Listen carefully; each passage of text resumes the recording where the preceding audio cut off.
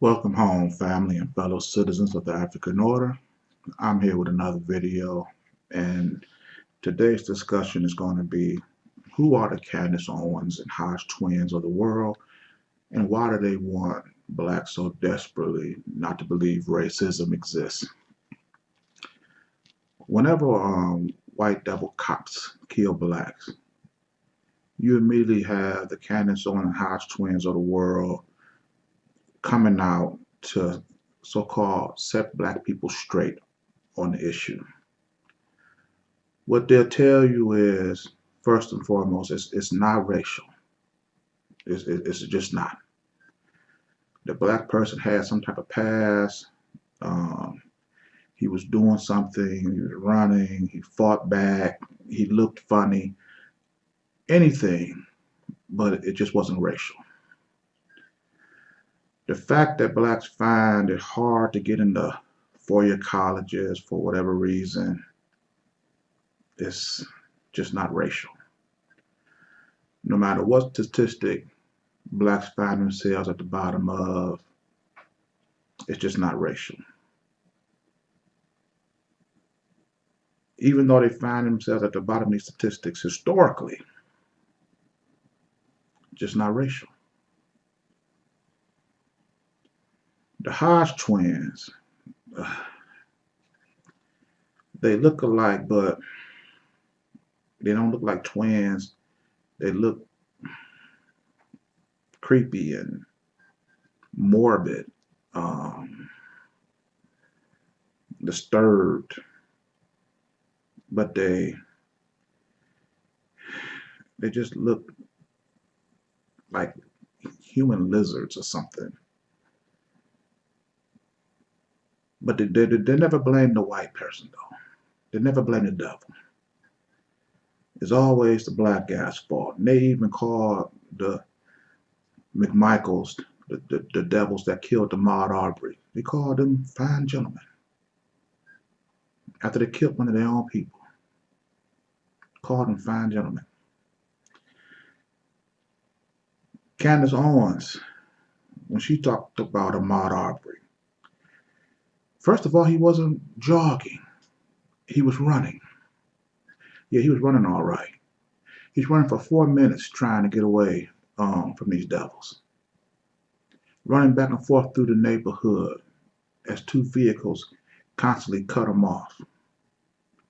And through all that, not one 911 phone call from anybody in the community to help this man. But you let one black guy walk out of a open construction site, and that launches all this into action. But again, not one phone call from the community trying to get the police over there to rescue this man for 4 minutes as he run from these white devils. When you look at Breonna Taylor, they will say it was just a mistake. The police came there by accident. They didn't intend to do it.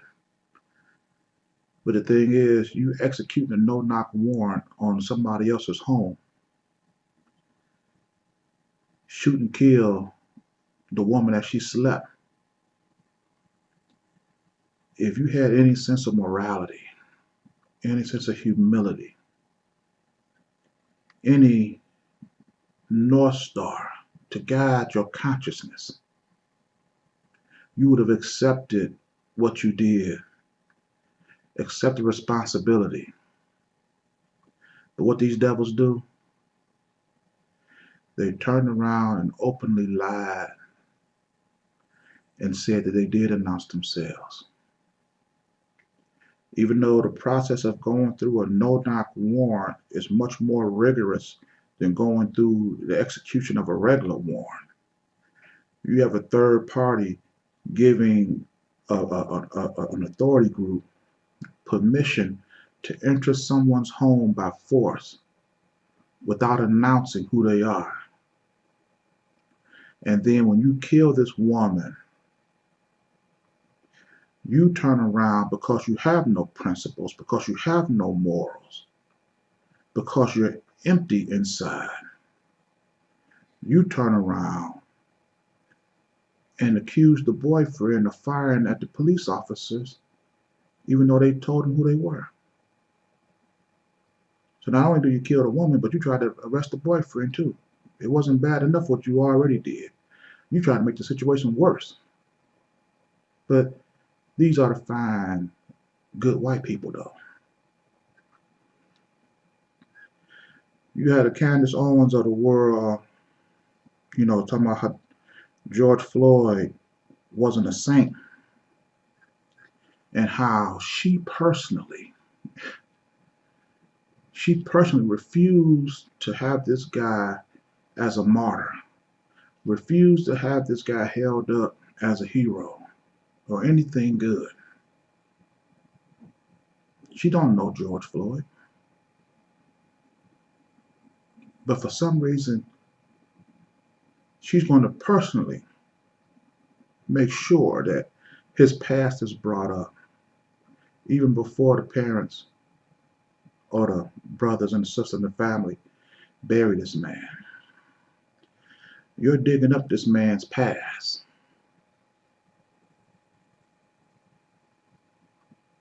before the family even begin to deal with their grieving process. You're digging up the past before they even bury the body.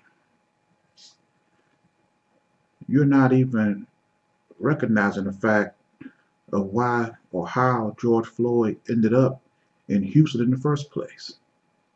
Yes, he did some things in his past that he was not proud of. And you see how the system protects these devils. You hear more about George Floyd than you do about the devil that killed him. But the reason why he was in Minnesota in the first place was to change his environment, to get out of a bad situation and go make a new life for himself. And he did that in Minnesota.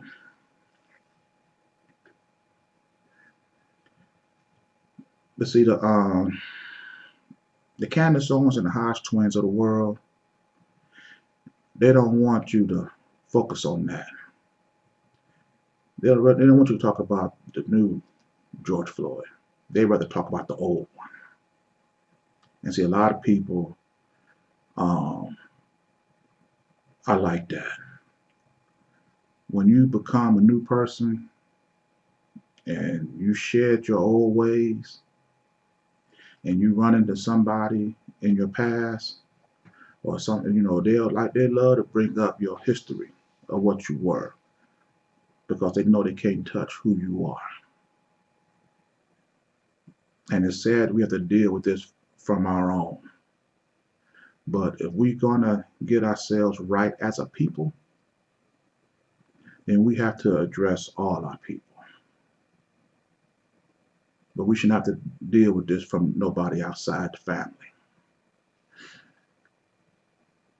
But what the Candace Owens and the Hodge twins of the world, what they don't talk about, what they won't talk about, is the history of whites.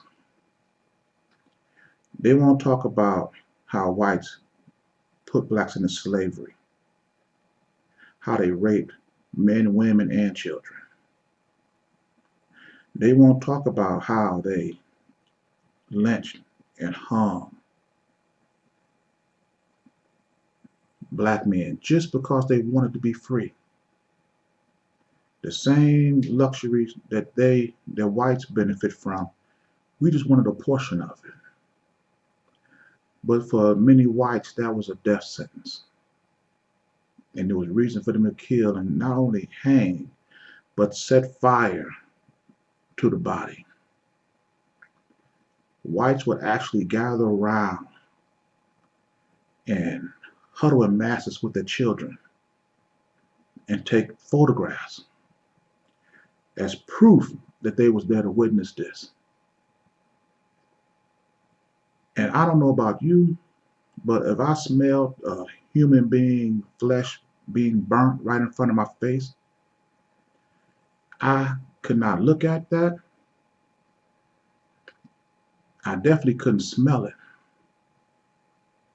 But you see these white devils sitting up there. Not only are they gazing upon it, they're gazing upon it with glee. They're relishing it. They have the biggest smiles upon their face. They have their children right there witnessing this. And as the smoke and smoldering of this body is going all over the place, they even got their mouths open, inhaling and tasting this aroma. Nothing about this sickens them. This is the sadistic, satanic behavior that only whites can attach themselves to. And if you don't believe me, just look up the history. Look up the photographs. You'll see them cramming. They're all trying to prove that they were there. White men, white women, white little boys, white little girls, all of them got smiles on their face like they just seen this 1,000 times. It affects them not at all. So when you see how this devil killed George Floyd in the manner in which he killed George Floyd, how casual it was with your hand in your pocket for almost 9 minutes, do you begin to wonder where this behavior comes from? It's been carried down from generation to generation. When you have little children sitting there looking at blacks being lynched, and like I say, some of these sick MS would actually cut pieces of the body and take it home as souvenirs, put it in jars to look at and show to their friends. If I'm a truck driver, if I drove down the road and seen an accident and took a picture of it, and not knowing that it was a dead body in the image, and I showed it to my friends, and they saw this, they would point that out. Did you see that? But why did you show me a picture of a dead body? And I was, oh, I didn't know there was a dead body in there. Yeah, delete that. That would be our immediate reaction. Delete that. You don't want that. Let a white person take a picture of it like that and find a dead body unexpectedly in the photograph. They would keep it and share it to the other friends. And when you're a child and you seeing a dead body being hung and you got a smile on your face, now imagine what that child going to be like when it grows up. What is it going to take to horrify this child now? This is how this monster that killed George Floyd was able to sit on his neck, not only to the moment that he strangled him to death, but you sat on his neck almost 3 minutes after he was pronounced dead by your fellow officers. And now the officers that was with you, they are claiming their innocence because they're new on the force. We just come out of the academy and he was our training officer. So we didn't have no choice but to follow orders. But to me, let me put this in perspective. If an electrician or a plumber just come out of school, trade school, and they're playing mechanic, you name it, if they see anything out of the ordinary, They're empowered to stop whatever project they're on and to get this doubt. Um, they're going to check it out. They're going to correct it. They're going to verify before they go any further. We got to get this situation cleared up because you cannot continue the process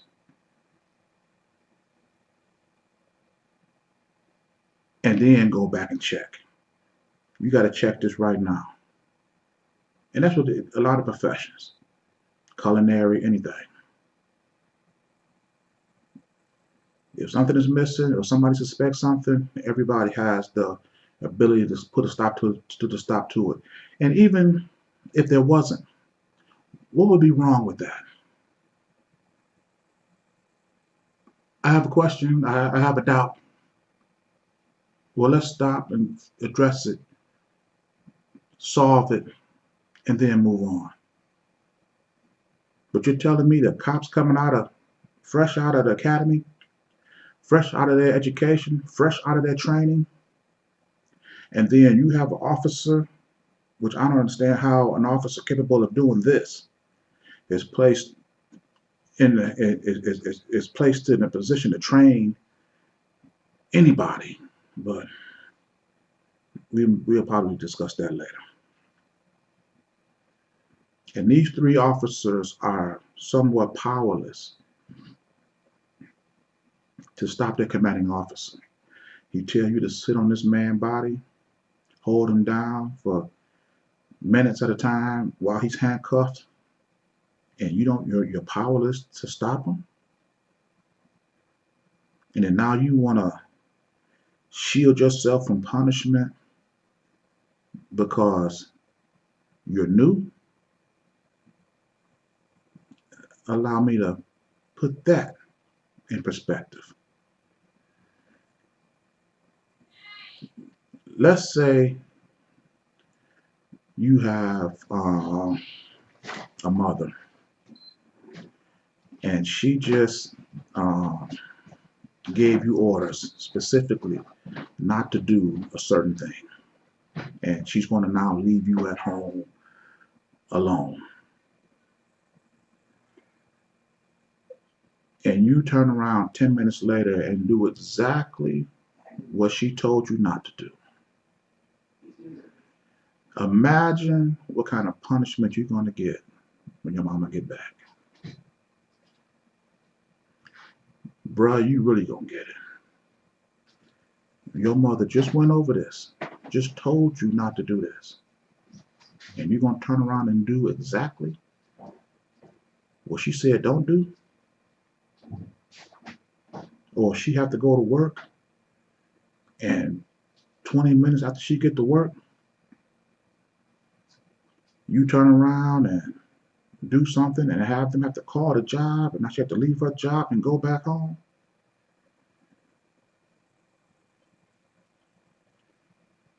So being fresh out of academy,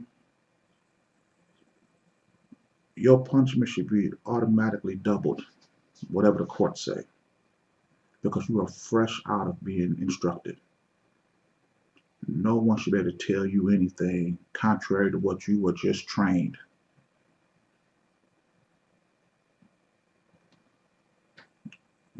It'll be easier if you did something out of the ordinary and you were in the force 5, 10, 15 years.